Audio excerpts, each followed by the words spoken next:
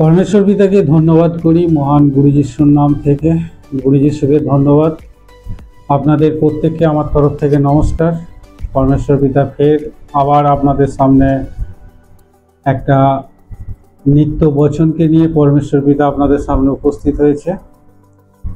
বচনটা আমরা হামেশাই প্রত্যেকই এটা পড়ে থাকি, কিন্তু আজ परमेश्वर पिता আপনাদের মধ্যে এই বিষয়টাকে শেয়ার করতে চাই, যেটা দ্বারাতে আপনি বুঝতে পারবেন যে ঈশ্বর আপনাকে প্রেম করে।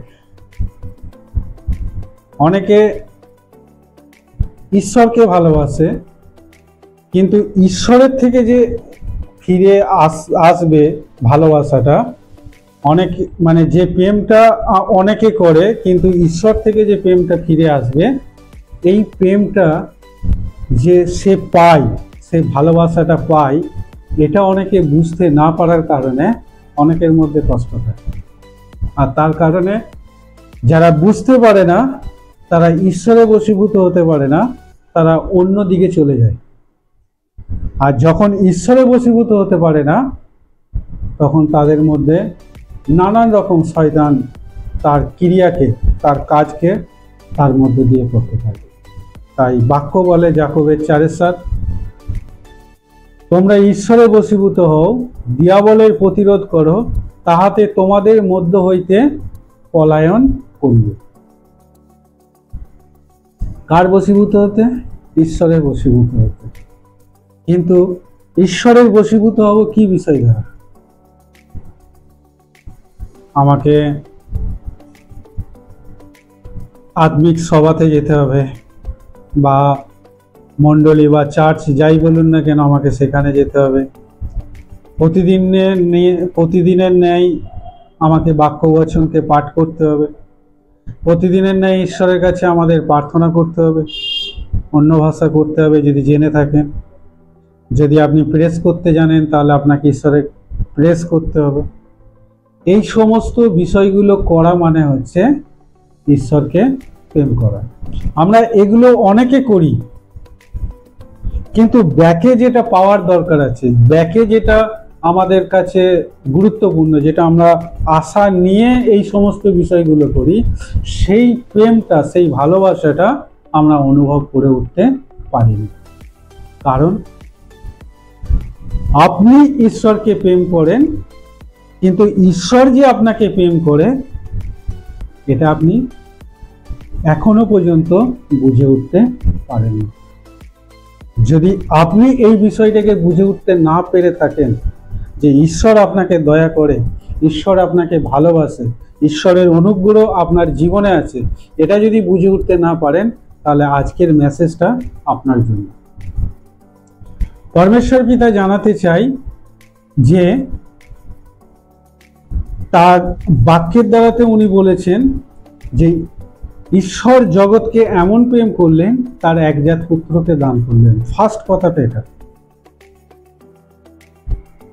উনি প্রেম করেছেন বলেই ওনার একমাত্র পুত্রকে দান করেছেন। এটা শুধুমাত্র আপনার জন্য নয়, সমগ্র জাতির জন্য।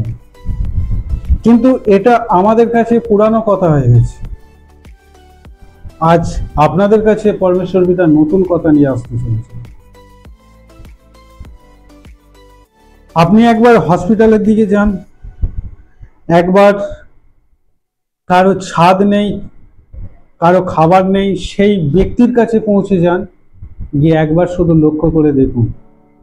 যদি আপনার গায়েতে জীর্ণ বস্ত্র থাকে, মলিন বস্ত্র থাকে, আপনার পকেটে যদি অর্থ না থাকে, তাহলে আপনার চিকিৎসাও অনেকটা লেটে। যেটা আমি পরখ করে দেখেছি, কোলে একটা বাচ্চা, হাতে প্রেসক্রিপশন, ডাক্তার ওষুধ লিখে দিয়েছে, কেনার মতন সামর্থ্য নেই, সেই ন্যায্য মূল্যের দোকানে গিয়ে দ্বারস্থ হয়েছে, এটা আমাকে দিতেই হবে, শুধুমাত্র বাঁচার আশায়, শুধুমাত্র রোগ থেকে মুক্তি পাওয়ার আশায়। এই সমস্ত ব্যক্তিদের, যাদের টাকা আছে, সেই সমস্ত ব্যক্তিরা কেউই তাদেরকে অ্যালাউ করে না, কেউ বলে না যে ঠিক আছে, আমি তোমার জন্য সাহায্য করছি, আমি তোমাকে এই জিনিসটা কিনে দেওয়ার ব্যবস্থা করছি, সেই করে না। কিন্তু পরমেশ্বর পিতা তার পুত্র প্রভু যিশুর দ্বারাতে এই কাজকে করেছে।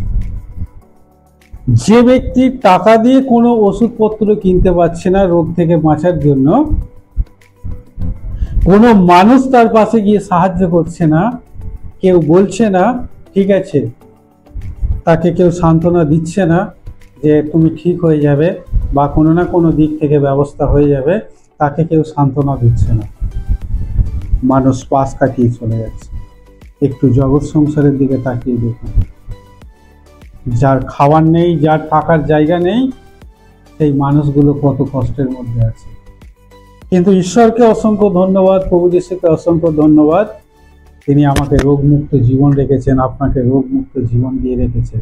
উনি আপনাকে খাবার দিয়ে রেখেছেন, উনি আপনার মাথার ছাদ দিয়ে রেখে দিয়েছেন। কিন্তু আমরা এটা বুঝবো কি করে, এটা উপলব্ধি করবো কি করে, সেই বিষয় নিয়ে পরমেশ্বর পিতা আলোচনা করতে চাই। আপনি যখন অসুস্থ, যখন আপনাকে কেউ ছুঁচ্ছে না, যখন আপনার পাশে কেউ দাঁড়াচ্ছে না, তখন প্রভু যিশু আপনার হাত ধরেছে, আপনাকে গিয়ে বলছে তুমি কি সুস্থ হতে চাও? যেটা যোহন 5:1 বচন দ্বারাই আমরা পরিষ্কার বুঝতে পারি। মতির 8:2 বচন দ্বারা আমরা পরিষ্কার জানতে পারি যে সেই কুষ্ঠ ব্যক্তি, যাকে মানুষ অগ্রাহ্য করেছে, যাকে সংসার ধিক্কার জানিয়েছে, যাকে সংসার ত্যাগ করে দিয়েছে, সংসারের প্রতিটা মানুষ তাকে দূরে ঠেলে দিয়েছে, তাকে দিনের আলোতে বেরোতে দেয় না, কোনো কিছু সংস্পর্শে তাকে আসতে দেয় না, সেই ব্যক্তির হাত ধরে স্পর্শ করে বলেছে যাও, আমার ইচ্ছা তুমি সুচিকিত হও। তাহলে এখান থেকে আমরা, শুধু এখানে নয় আরো আছে, এখান থেকে আমরা প্রমাণ পাই আপনি যখন অসুস্থ, আপনার আশেপাশে কেউ থাকুক আর না থাকুক, আপনাকে প্রেম করে বলে আপনাকে গিয়ে স্পর্শ করে, আপনাকে প্রেম করে বলে আপনার কাছে গিয়ে উনি দাঁড়ান। প্রতিদিন কি খাবেন তার চিন্তা করছেন? বাক্য বলে তুমি কি খাবে কি পরিবে তাহার জন্য চিন্তা করতে হবে না। আপনার থাকার ব্যবস্থা নেই, তার থাকার ব্যবস্থাও করেছে। ওনার ব্যবস্থা নেই, কার? প্রভু যিশু। ওনার বচন বলে মতির 8:20 যে আকাশের পক্ষীদের বাসা আছে, শিয়ালের থাকার জায়গা আছে, কিন্তু মনুষ্যপুত্রের মাথা গোঁজার ঠাঁই নেই। উনি আপনার আমার জন্য ব্যবস্থা করে দিয়েছে। আজকের অনেক মানুষের কাছে দেখুন, যারা নিজেদেরকে গুরু বলে স্বীকৃতি দেয়, যারা নিজেদেরকে আরো অনেক কিছু উচ্চাঙ্গে রাখার চেষ্টা করে, তাদের বিষয়টাকে একবার দেখার চেষ্টা করুন। সেই বিষয়টাতে দেখুন তারা কেমন ভাবে তাদের জীবনকে কত সুন্দর ছাদের তলাতে রেখেছে, কেমন অট্টালিকার মধ্যে রেখেছে, গাড়ি ছাড়া তারা এক জায়গা থেকে আরেক জায়গায় যেতে পারে, তারা ভালো ভালো খাবার ছাড়া খেতে পারে না। কিন্তু প্রভু যিশু আপনার আমার জন্য, আপনাকে আমাকে প্রেম করে বলে তার থাকার জায়গা না করে আমাদের জায়গা করে দিয়েছে। তিনি খেতে পেয়েছেন কিনা জানি না, কিন্তু আজ আমাদের খাবারের কোনো অভাব নেই। কেননা মতি 6:33 বলছে তুমি কি খাবে কি পরিবে এই বিষয়ে ভাবিত হয়ে না। আপনি যখন দুস্থ অসহায়, আরো অনেক মানুষ এইভাবে চলছে, অনেক মানুষ বিধবা হয়ে আছে যাদেরকে সাহায্য করার লোক নেই, সেই দুস্থ অসহায় বিধবা মানুষদের যখন আপনি সেবা করেন, আর এই সেবা করাতে আমাদের প্রভু যিশু খুশি হয়। কেন? উনি তো দুস্থ অসহায় সেই বিধবা মানুষদেরই প্রেম করেন, উনি তো আমাদেরকে ভালোবাসেন। উনি আমাদেরকে প্রেম করেন বলেই এই মানুষদের যারা সেবা করছে তাদের সেবাতে তিনি খুশি হয়ে যান। যেটা আমরা দেখতে পাই যে মথির 25:40, যেখানে পরমেশ্বর পিতা বচন দ্বারাতে আমাদেরকে শেখায় যে কাউকে তুমি খাইয়েছো, কাউকে তুমি পড়িয়েছো, কাউকে তুমি থাকার জায়গা দিয়েছো, আর প্রভু যিশু বলছে এই কাজ তো আমাকেই করেছো। কেন? উনি আপনাকে আমাকে প্রেম করে। আপনি যখন অসুস্থ দুর্বল তখন আপনার জন্য তিনি আহত হয়েছেন, আপনার জন্য নিজের জীবনকে উৎসর্গ দিয়েছেন। তার ক্ষত দ্বারাতে আমরা সুস্থ হয়েছি। যিশায়া ভবিষ্যৎবাণী করেছিলেন যে সকল ব্যাধি সকল দুর্বলতা তিনি বহন করিবেন, আর সেই ভবিষ্যৎবাণী পূর্ণ করেছে 1 পিতর 2:24। সেখানে বলছে যে আমার ক্ষত দ্বারাতে তোমরা আরোগ্যতা লাভ করেছ। কেন আমরা আরোগ্যতা পেলাম? কেননা উনি আপনাকে আমাকে প্রেম করেন। সবাই যখন অধিকার ক্ষমতা নিজের কাছে রেখে দিয়েছে আর কাউকে জানাবে না, তখন আপনার প্রভু যিশু, আমার প্রভু যিশু, উনি ঈশ্বরের কাছ থেকে ক্ষমতা পেয়ে সেই ক্ষমতা আপনাকে আমাকে দিয়েছে যে যাও, আমি তোমাদেরকে সেই অধিকার দিলাম, সেই ক্ষমতা দিলাম, গ্রামে গ্রামে সুসমাচার প্রচার কর, পীড়িত দিগকে সুস্থ করিয়ে, কুষ্ঠ দিগকে সূচিও করিয়ে, অসুচি আত্মাদেরকে সরিয়ে, বিনামূল্যে পাইয়েছ, বিনামূল্যে দান কর। যেটা আমরা বচন থেকে জানতে পারি মথি 10:7। এতগুলো বিষয় পরমেশ্বর পিতা আমাদেরকে দিয়েছে। শুধু এখানেই নয়, আরো আছে। বলতে গেলে সময়ের অনেক সময় লেগে যাবে। কেন দিলেন? উনি আপনাকে আমাকে প্রেম করেন। আর যখন আমরা এই প্রেমটা বুঝে যাব, তখন আমরা প্রত্যেককে ঈশ্বরে বশীভূত হয়ে যাব। আর যখনই ঈশ্বরে বশীভূত হব, তখন আমাদের থেকে শয়তান অনেক দূরবর্তী চলে যাবে, শয়তান পলায়ন করবে। এই প্রেমটা আপনাকে আমাকে বুঝতে হবে। আর এই প্রেম করেছিল তো সেই লেডি, যে লেডি নিজের দেহকে বিক্রি করেছিল। সেই লেডি অনেক মানুষকে ডেকেছিল, কাছে গ্রহণ করেছিল, কিন্তু এটা তার অভাব নয়, স্বভাব নয়, অভাবে পড়ে তাকে এই কাজটা করতে হয়েছে। সবাই, সারা জগতের মানুষকে তার কাছে এসছে, জগতের মানুষ তাকে গ্রহণ করেছে, সবাই তাকে ব্যবহার করেছে, কিন্তু তাকে সবাই ছেড়েও দিয়েছে, দূরে সরিয়েও দিয়েছে। ব্যবহার করেছে, দূরে সরিয়ে দিয়েছে। কিন্তু একদিন প্রভু যিশুর সঙ্গে এই লেডির সাক্ষাৎ হয়ে যায়, আর সেই দিন প্রভু যিশু তাকে প্রেম করে, প্রভু যিশু তাকে নিজের সন্তান বলে গ্রহণ করে, প্রভু যিশু তাকে অনুগ্রহ দেয়, প্রভু যিশু তাকে আপন করে নেয়। আর সেই দিন এই লেডি বুঝে গিয়েছিল যে প্রভু যিশু আমাকে প্রেম করে। কেননা আমরা বুঝতে পারি যেদিন প্রভু যিশুর ক্রুশ হয়, সেই ক্রুশেতে, সেই সামনে ক্রুশের কাছে, সেই চত্বরে এত শিষ্য ছিল, এই এত শিষ্যর মধ্যে কেউ ছিল না, একমাত্র সেই লেডি ছিল। তিনি ছিলেন মগদলীয় মরিয়ম। সেই লেডি ওই জায়গাতে দাঁড়িয়েছিল, কেননা তিনি বুঝে গিয়েছিল যে প্রভু যিশু আমাকে প্রেম করেছে, আমাকে প্রভু যিশুকে প্রেম করতে হবে। সবাই চলে গিয়েছিল, সেই চত্বরে দাঁড়াবার মতন ক্ষমতা কারোই ছিল না, কেননা যারাই প্রভু যিশুকে খোদা বলে, ঈশ্বর বলে মানবে, তাদেরকেই তিনি, এই রোমের সম্রাটরা, রোমের সেনারা তাদেরকে হত্যা করবে, মেরে ফেলবে। এই মৃত্যুর ভয়ে প্রত্যেকটা শিষ্য পালিয়ে গিয়েছিল, কিন্তু একমাত্র ইনি সেই জায়গায় দাঁড়িয়েছিলেন একটাই কারণ, ইনি বুঝে গিয়েছিলেন প্রভু যিশু তাকে প্রেম করেছিল। জগৎ যখন তাকে ব্যবহার করে ছেড়ে দিয়েছে, প্রভু যিশু তাকে গ্রহণ করেছে।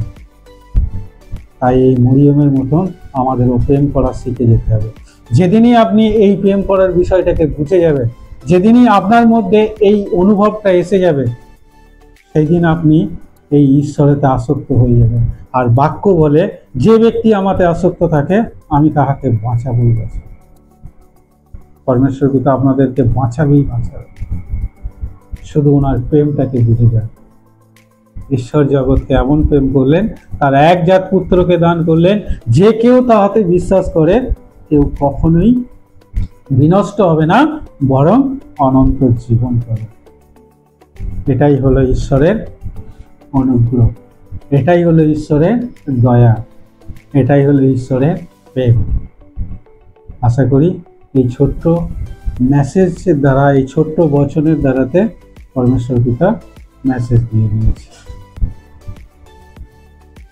আপনি বুঝে গেছেন ঈশ্বর আপনাকে প্রেম করে।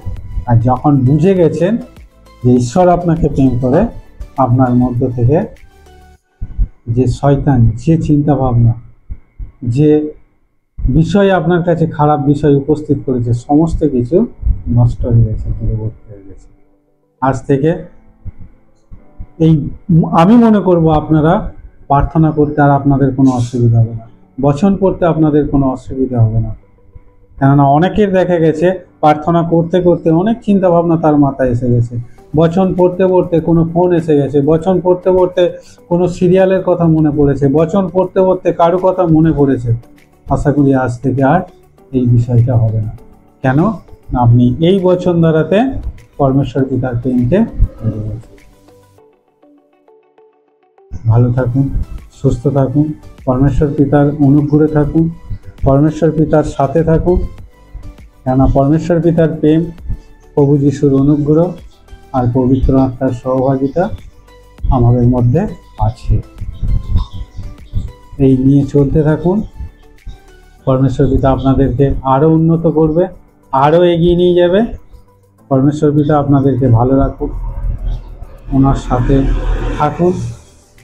আর যদি নতুন কেউ এই চ্যানেলে এসে থাকেন, তাহলে অবশ্যই সাবস্ক্রাইব করুন, লাইক করুন, শেয়ার করুন, আরও মানুষের কাছে পৌঁছে দিন। আর একটা বিশেষ আমাদের প্রার্থনার যদি কারো নিবেদন থাকে যে আমাদের প্রার্থনা করতে হবে, তো আমাদের নিচে স্ক্রিনে দেওয়া এই নাম্বারে যোগাযোগ করতে পারেন। সকাল 10টা থেকে রাত 10টা আমাদের হেল্পিং সোসাইটির টিম আপনাদের সেবার জন্য সর্বদাই নিয়োজিত আছে। ধন্যবাদ। God bless you. নমস্কার।